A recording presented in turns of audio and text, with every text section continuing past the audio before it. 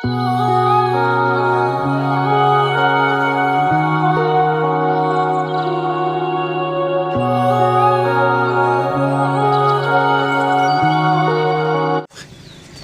friends, welcome back to my channel. Somda ngasidi ai inau ni pama lobo lai. Maramdi magi mama ni ai su mama thoi boko indo chagi. Mama se makoi da ngasi kauri maramdi magi mama gi macha nu pa se mahak su pok pata ki disable ni boko. Aduna aina 2019 da la amado. Aduda ai di pura karim to oi da bida mama yi anga thengnaraga yam nuksina tiloinaraga lakpani ba. Mama gi macha nu pa se asamna disable ni hai bida mama sana phau phamjaba ngamjadi ba. Wa ngang mo phau wa jai masak mo to yam phajai myam da ulakke ba ai jo chalaga thengna ba adu ma syam ngai maramdi mana hai se ai se moi party ore sini ba hai be disable oi ba ke moi party ore sini mana hai se adu ai ni hena no siba adu ngasi di dada ga nau chaga khara busy oi bana mara moi bagi ai nau ni pa kaure bisempur thaki ma la hai ho bike se to ni hoy बात दरअसल ये है कि आज एक मेरे uncle के वहाँ जा रहा हूँ। उसका भी जो बेटा है वो बाय बर्थ डिसेबल है, वो ठीक से बैठ तक नहीं पाता है, अच्छा से बात तक नहीं कर पाता है। लेकिन मैं 2019 में यहाँ आया था, तब मिल चुका था मैं, तब तो मैं बिल्कुल फिट था और उसके साथ बहुत सारा टाइम स्पेंड किया था। लेकिन इस बार मैं उसके कैटेगरी में चला गया हूँ, तो उसने भी अपने पापा को बोला कि इस बार भैया तो हम लोग के जैसा हो गया है, हम लोग का पार्टी है, उसको बुलाओ बुलाओ बोल रहा है। तो मुझे भी बहुत अच्छा लगेगा, उसके साथ मिलूंगा और ब्लॉग में शेयर करूंगा, उसका भी मन अच्छा लगेगा। तो चलिए, आज तो नाउचा और मेरा भैया थोड़ा बिजी है, इसलिए बिशेमपुर से मेरा एक भाई दादू वो मुझे लेने आया है बाइक पे। तो बाइक पे सवारी करेंगे, ये देख सकते हैं आप लोग। वो रहा वेट कर रहा है, नहीं निपल आया अदु मागा चल लगे बाइक तम मैम अदुगा आई वीडियो शेयर तौगे आगांगदुनसु याम हरावगनी याम नुक्सिगनी नुक्सादी याम साय याम चलसिको बाय बाय इसे बाय बाय चलो पितु बाय बाय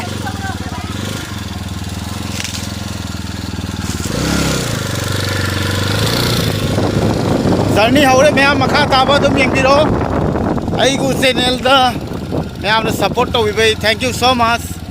मेरे चैनल को आप लोग बहुत सपोर्ट करते हैं, प्यार देते हैं, बहुत अच्छा लगता है। इसी तरह प्यार दीजिएगा, मैं भी जितना सकूं उतना ब्लॉग डालूंगा। बस आप लोग का दुआ चाहिए और मैं जितना भी ब्लॉग बना रहा हूं ताकि मेरे जैसा जितना भी डिजेबल है वो लोग भी अपना अपना ब्लॉग बनाए और अच्छे से एंजॉय करें और अपने ज़िंदगी को अच्छे से जिए, इसलिए मैं इतना कर रहा हूँ। तो आप लोग का प्यार बहुत ज़रूरी है, तो वीडियो को लाइक सब्सक्राइब शेयर ज़रूर कीजिएगा। चैनल दा येंबीबा चंगी रखबा अनौ ओइबिरगदि लाइक सब्सक्राइब शेयर तौबियो मरमदि इन होनजरिबा से आई गुमना लेरबा चैनल सिंगो मखोजो ब्लॉग सेमबियो मखोजो यूट्यूब चैनल हांबियो अदुगा नुंगाइना पुसि मै गिनबियो अदुगा तंग हाइजेनिकि अदु मैम जर्नी हौरसे।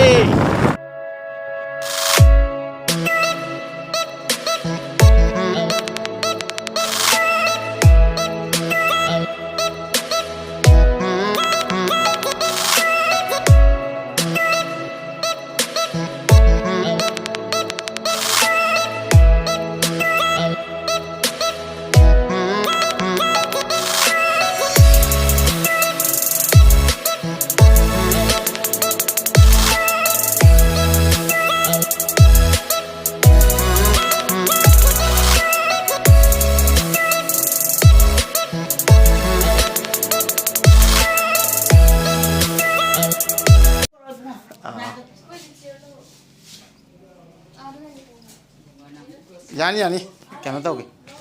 क्या ना तो जाने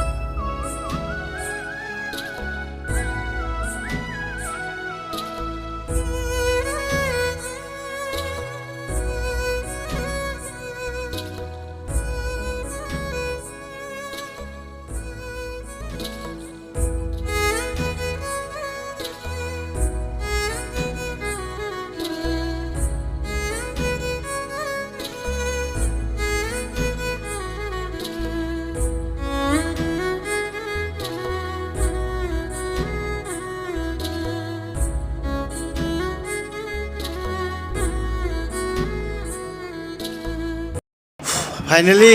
यौरे मैम उबीरीदुनी आंटी की युमदा मामा युमदको अदो अंगांग से नुसिद्रा मैम आई ओला कैसे संदे को संदे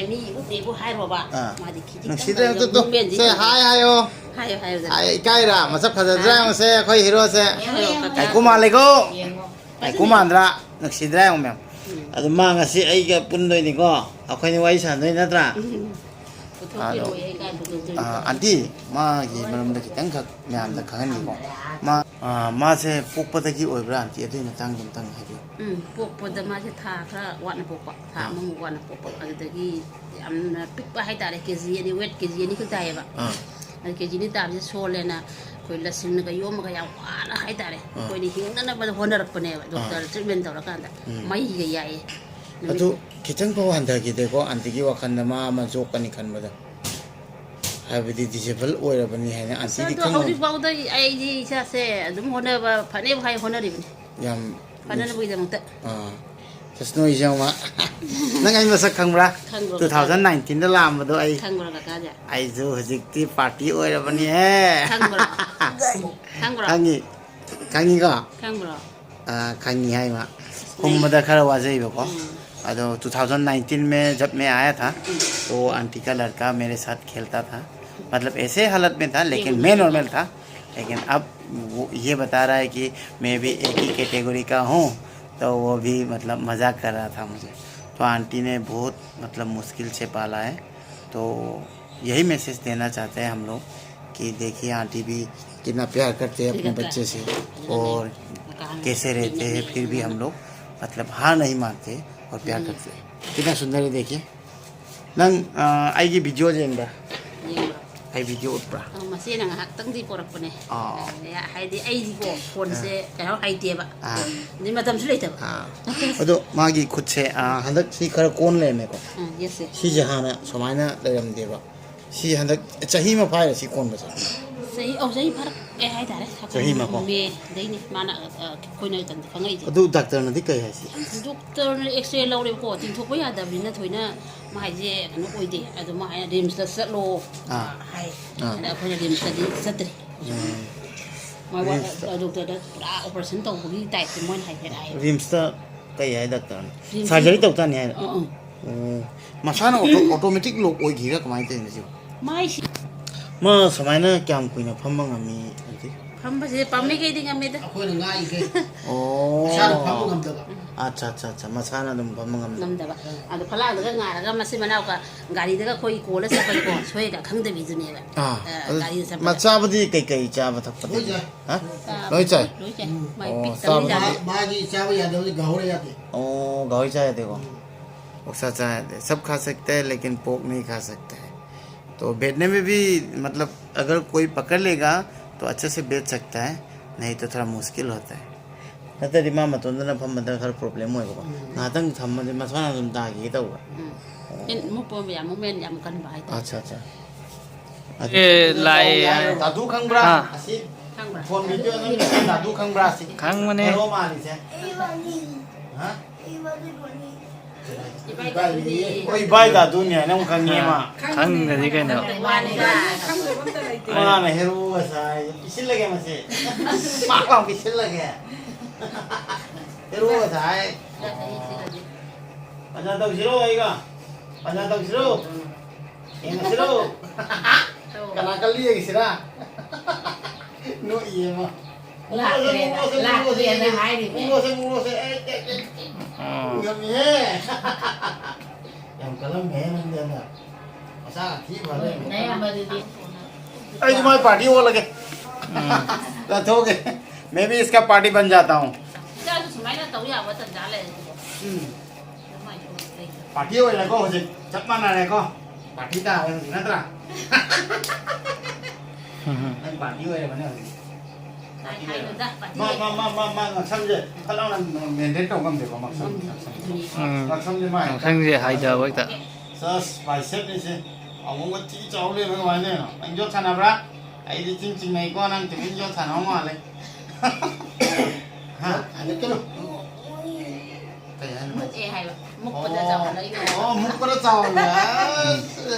Cino ibai dah zuna ke jauh ya lo itu mas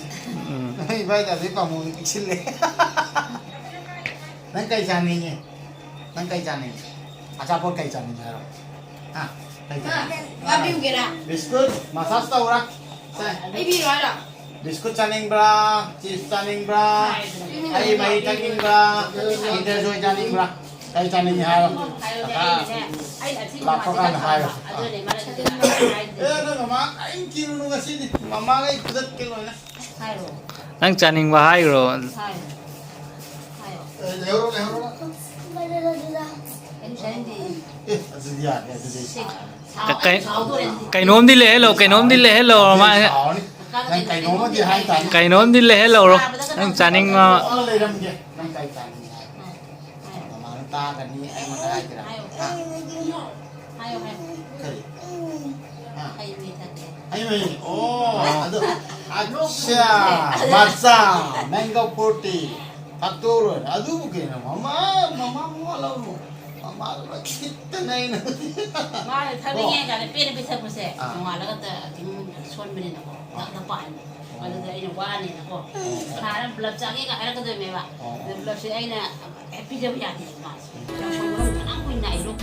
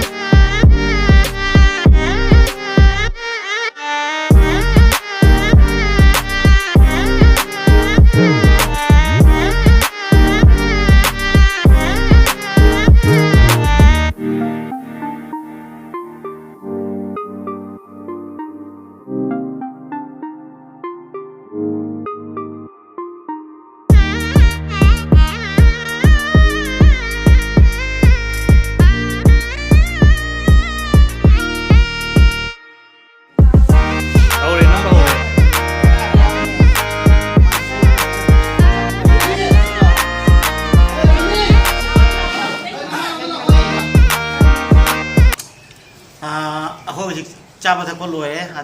Chatap मतमसुरे ma'am हजी पोसम अखोई माम फैमिली हमम तौर सक माई खानालकेन हजी ताजा से लौबने वीडियो से नमजरपनी। अभी मेरा चलने का समय हो गया है, तो मेरा यहाँ पे जो रिलेटिव है उन लोगों के साथ आप लोगों के साथ जान पहचान करवाता हूँ। तो सोमद लेरे अखोई मामा के ब्रदर हजी मामा की ब्रदर ने मना नुपाने मामा ये ममिंग दमतंग हाइबीग्रो खितंग मनाक लापिरो दादो अदु मिंग दो फजना ता आइगे मिंग कुबेर सिंह अदु ममा से अखोय दा हाना अमतंग लाखरे आई दि निंसिंगी माने कावरे नता अदु ngasi am ka lak pa jai 2019 ni ngasi am ka lak pani अदु दि खोंग सोम दे अदु अदुगा आई ओना हदा उबगा कमायना करी फिनिक्स फाव या अमतंग सब्सक्राइबर सिंग दे शेयर कर जाम थी ने खेनरे है थाई न उगिबदी या मंगांग ओइन उगिबने हुजिकती है सक खंगद्रे दी खंगद्रे बाबा सक खंगद्रे ngasi laga dum khangari mangai mala pe am ngai re khoi ngasi sa thaktam tongminare si mangai re matung dasu lao khoi nongi ni lai se bo ai sin ngasi asi yadra adu mama gi mayam gi machan pi ni ai nan ta lei je chen pi se amuk ki lakh se thengna करे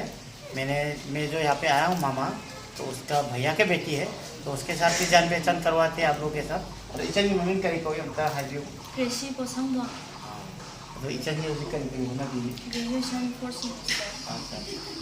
अदो इचन दा हमता हंग जी को आई लाख पजे कसी कमाए पावे करी पावे हमता हंग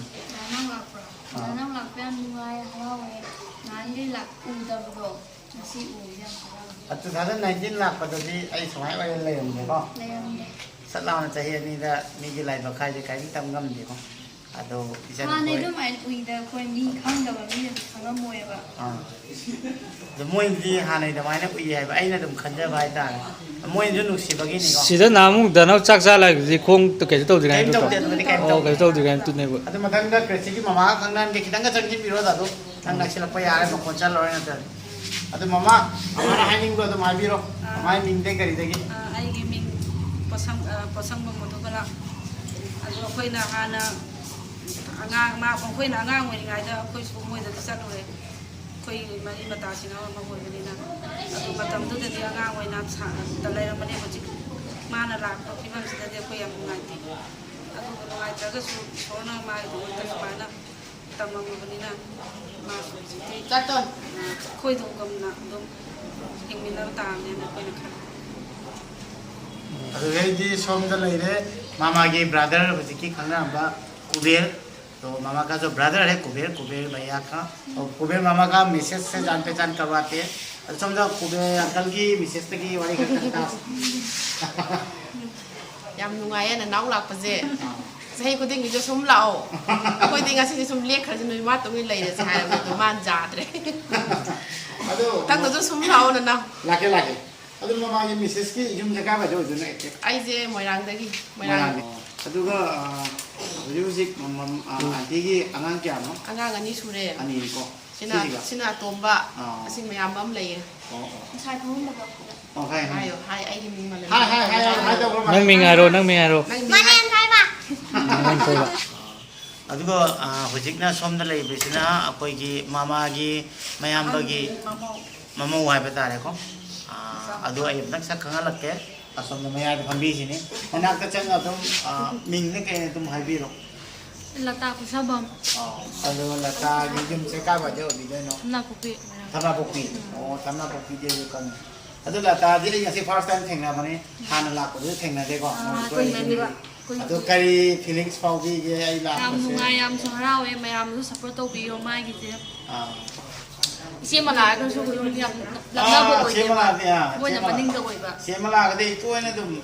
ꯑꯩ ꯑꯗꯨꯝ ꯌꯦꯡꯉꯦꯕ ꯅꯪꯒꯤ ꯏꯆꯦ ꯃꯂꯥ ꯎꯠꯅꯕꯁꯨ ꯑꯗꯨꯝ ꯌꯦꯡꯉꯦꯕ ꯃꯣꯏꯅ ꯃꯃꯥꯡꯗ ꯑꯣꯏꯕ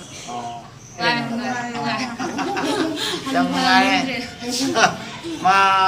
मैमने समायना नुआय नुसी हाबजे आइसु हाना तंग एक्टिव ओइदबगी नहानगे लागा फलांग लांगमदबनेबा अदु आइनासु याम उननिंबा मामागी अगांग अदुना ngasi तंजा फंगे याम नुआय अदुदी मामाजी द बुंग नंबिरसी अखोय मेन आइना लाक्चैबो होजिगी मामागी मचा नुपा गने ngasai थेंगनारिबदो मागा सोय चलमदाइदा पुल्लगा मैमदा दु वीडियो शेयर करके अदो मामा गमतंग पाव फाउना लके मामागी जी मनाक चंबीरो ꯑꯩꯅ ꯑꯁꯥꯝꯗ ꯍꯦꯛ ꯂꯩꯔꯤꯉꯩꯗꯒꯤ ꯄꯤꯁꯛ ꯄꯤꯛꯏꯉꯩꯗꯒꯤ ꯃꯣꯏ ꯃꯆꯤꯟ ꯃꯅꯥꯎ ꯑꯍꯨꯝꯁꯦ ꯑꯩꯅ ꯁ꯭ꯀꯨꯇꯔꯗ ꯄꯤꯁꯛ ꯄꯤꯛꯏꯉꯩꯗꯒꯤ ꯄꯨꯗꯅ ꯇꯧꯗꯅ ꯑꯩ ꯆꯍꯤ ꯀꯌꯥ ꯑꯃ ꯂꯩꯔꯝꯃꯤ ꯑꯗꯨꯗꯩ ꯑꯩ ꯁꯤ ꯌꯨꯝꯗ ꯂꯥꯛꯑꯦ ꯂꯥꯛꯑ ꯃꯣꯏꯁꯦ ꯄꯨꯂꯞ ꯄꯥꯈꯪ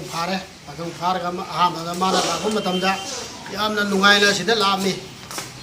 ꯑꯗꯒꯤ ꯃꯥꯅ ꯍꯧꯖꯤꯛ ꯑꯀꯣꯝꯕ ꯂꯥꯛꯄ ꯀꯥꯟꯁꯤꯗ ꯃꯥꯒꯤ ꯈꯣꯡ ꯌꯥꯗꯗꯅ ꯇꯧꯕ ꯀꯥꯟꯁꯤꯗ ꯑꯩ ꯊꯋꯥꯏꯁꯤ ꯅꯨꯡꯉꯥꯏꯇꯦ ꯑꯁꯦꯡꯕ ꯑꯗꯨꯕꯨ ꯃꯥ ꯁꯤꯈꯤꯕ ꯈꯣꯠꯈꯤꯕ ꯅꯠꯇꯕꯅꯤꯅ ꯍꯧꯖꯤꯛꯇꯤ ꯃꯥ ꯍꯧꯖꯤꯛ ꯑꯩꯈꯣꯏ ꯑꯃꯨꯛ ꯃꯥ ꯍꯤꯡꯕꯗꯒꯤ ꯑꯩꯈꯣꯏ ꯁꯤꯗ ꯄꯨꯂꯞ ꯂꯥꯛꯑꯒ ꯑꯃꯨꯛ ꯂꯩꯃꯤꯟꯅꯔꯦ ꯑꯗꯨꯗ ꯑꯩꯅ ꯅꯣꯡꯃ ꯉꯁꯤꯈꯛ ꯑꯩꯅ ꯆꯥꯛ ꯀꯧꯕꯁꯤꯗ ꯑꯩ ꯌꯥꯝ ꯅꯨꯡꯉꯥꯏꯅ 마부 진짜 아무 하늘 나고가 진짜 아이 타와에 양 누가이바 아무 아오에 아니나 말할 시대 아랍 부딩기 아이 용시다 나무 아이 अदो मामा की माम अदो मामा की मिसेस मामा का जो मिसेस है उसके साथ भी जान पहचान करवाते हैं अदो अखोई मामा की मिसेस आंटी ने की वाई कर दंगता आसी में ai pasang mambi ai ma kawai ai mamji gi loina bi adu ai nanau hai dei hana di ko ma gi nusi bi gi masak je thoina khang di kuina loina dri mina adu bo ngabuk amuk la am bajai ko antak na ang hena nusi bi hena paw maram di ai gi sa so ma dong na ai phet kitang hai di mayam na di khang da ba ai on thamoi da paw bom di lai ba adu na ai na zera oi na khudon ne hai dora ya ji gi dang ta khudai ma ga moja khu ma ka tam ja ge na hana de ge le tu le zera oi di loi thokare así hay de ahí doy sendero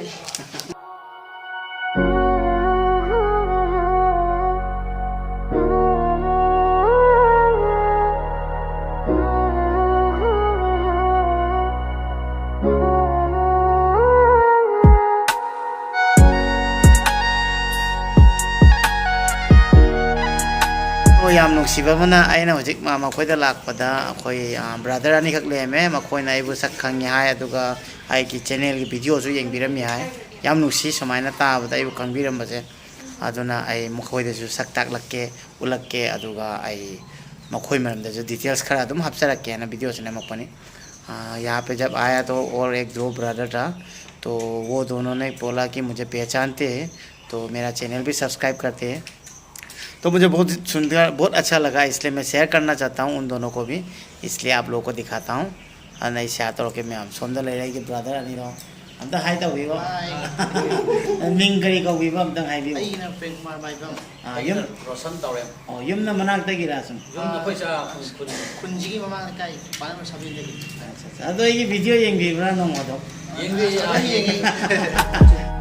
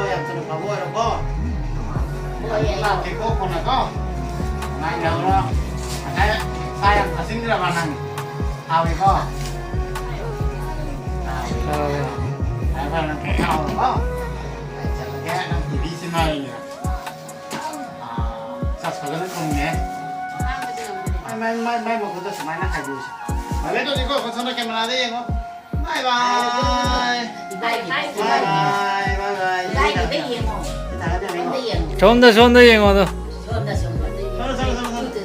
Bye bye.